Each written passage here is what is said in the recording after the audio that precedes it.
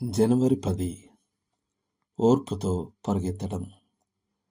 మన ఎదుట ఉంచబడిన పందెంలో ఓపికతో పరిగెత్తుదాము. హెబ్రీయులకు రాసిన పత్రిక 12వ అధ్యాయము 1వ వచనం. చాలామందికి క్రైస్తవ జీవితంపై అధిక ఆదర్శవంతమైన దృక్పథం ఉంటుంది.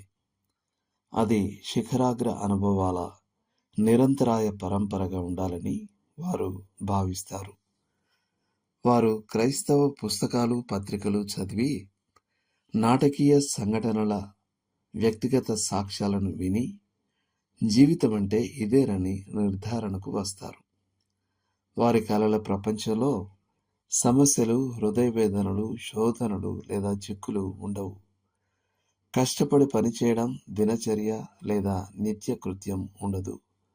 అంతా ఆనందమయంగా ఉంటుంది.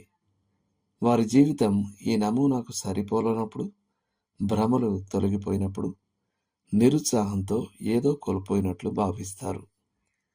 నిజమేమిటంటే, జి. క్యాంపెల్ మార్గన్ అన్నట్టు క్రైస్తవ జీవితంలో చాలా భాగం పైకి చిన్నవిగా కనిపించే పనులను పట్టుదలతో విసుగు చెందకుండా చేస్తూ సాగిపోవడమే. అది అలాగే ఉండడం నేను కనుగొన్నాను. నాసిరక పనులు, శ్రమతో కూడిన అధ్యయన గంటలు, బాహాటంగా కనిపించని ఫలితాలతో కూడిన సేవ, ఇవన్నీ నిత్య జీవితంలో భాగమయ్యాయి. కొన్నిసార్లు మనసులో ప్రశ్న వచ్చేది, నిజంగా చేసే పని కొంతైనా పూర్తవుతుందా అని.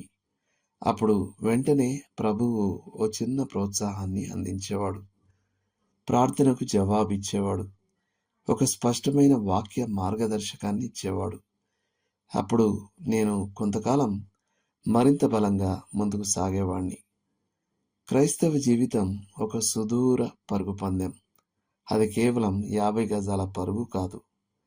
దానిలో పరిగెత్తడానికి మనకు ఓర్పు అవసరం. పరుగు ప్రారంభించడం ముఖ్యం, కానీ నిజంగా లెక్కలోకి వచ్చేది ఏమిటంటే మహిమతో కూడిన ముగింపును సాధ్యం చేసే ఓర్పే. ఓర్పు యొక్క చరిత్రలో హనోకుకు ఎల్లప్పుడూ గౌరవప్రదమైన స్థానం ఉంటుంది. అతను దేవునితో నడిచాడు.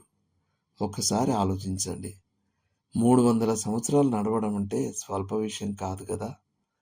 ఆదికాండం 5:22. కానీ ఆ సంవత్సరాలన్నీ కేవలం ఏం తక్కువ కాని ఆకర్షణతో నిండినవనో, లేదా ఏ అంతరాయం లేని ఉత్సాహంతో గడిచాయనో మనం అనుకోవాల్సిన అవసరం లేదు. మనలాంటి ప్రపంచంలో అతను కూడా తన వంతు శోధనలు, చిక్కులు మరియు హింసలను ఎదుర్కోవడం అనివార్యం. కానీ అతను మేలు చేయడంలో అలసిపోలేదు. అతను అంతం వరకు సహించాడు. మీరెప్పుడైనా విశ్వాస పరుగు పందాన్ని విడిచిపెట్టాలని శోధింపబడితే హెబ్రీయులకు 10:36లోని ఈ మాటలను గుర్తుంచుకోండి. మీరు దేవుని చిత్తమును నెరవేర్చి వాగ్దానము పొందు నిమిత్తము మీకు ఓరిమి అవసరమై ఉన్నది. ఘనమైన జీవితం అంటే హఠాత్తుగా లభించే కీర్తి జ్వాల కాదు. అది కేవలం దేవుని చిత్తం నెరవేర్చబడే దినముల సమాహారం మాత్రమే. దేవుడు మిమ్మల్ని దీవించునుగాక.